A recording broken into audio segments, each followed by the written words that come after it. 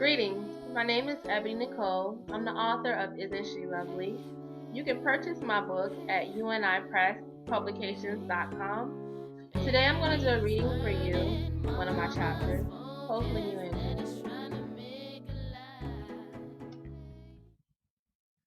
Monet quickly lost her appetite and got quiet. She sat down as if she was maintaining her cool, and then like that it was on. Anne came down the hall looking casual. "Okay, Monet, I'm leaving. Be good," Anne said tenderly.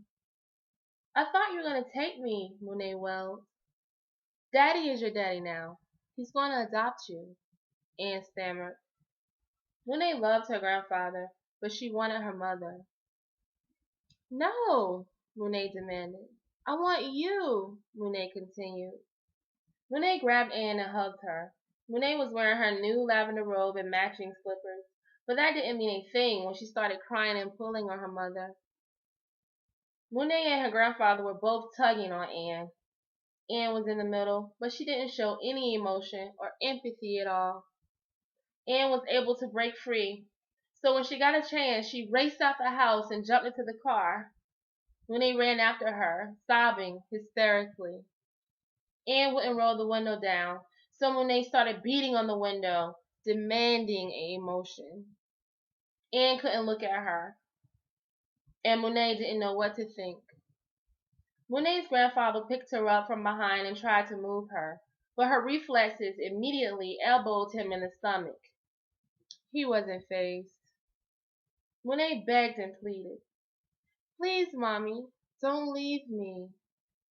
Please take me with you," Monet cried. Nothing pierced or changed Anne's heart. Monet's grandfather jumped in the car. Anne already had the motor running. They had to leave Monet home alone by herself, and she couldn't believe how cold they were acting. "Go in the house," her grandfather demanded. Monet ignored the command and stared right through them. She felt her wall getting taller and thicker. Her grandfather put the car into reverse. Immediately, Monet jumped on the car, and her grandfather slammed on the brakes. She slid off and started coughing so hard that she regurgitated the morning breakfast on her road. Quickly, her grandfather jumped out the car and picked her up. "Girl, you crazy. That's not going to solve anything," he comforted her. He took his handkerchief out of his pocket and wiped her face. He told her to be strong and wait for him to get home. Monet kept wondering why her mother couldn't do that. Monet peeked over his shoulder and glanced toward her mother. She searched for her mother's emotions, but they stood dormant behind the poker face. Monet's grandfather put her down and told her to go inside. She felt helpless all over again. Monet felt like she lost the battle. She didn't turn around and look at her mother.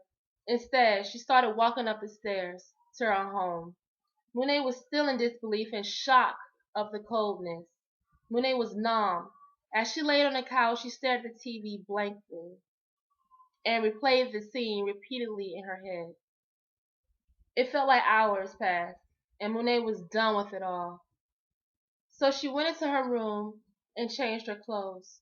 The robe she once prized was nothing but a reminder of the love she thrived for. She stepped on it for cushion between her toes. "It is soft," she commented.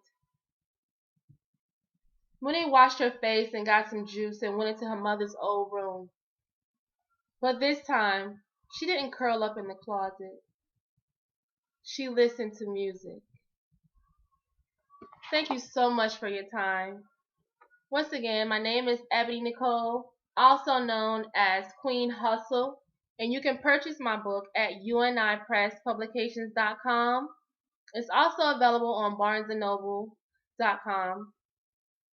Thank you so much, and may the blessings continue to flow. Don't forget to go to unipresspublications.com.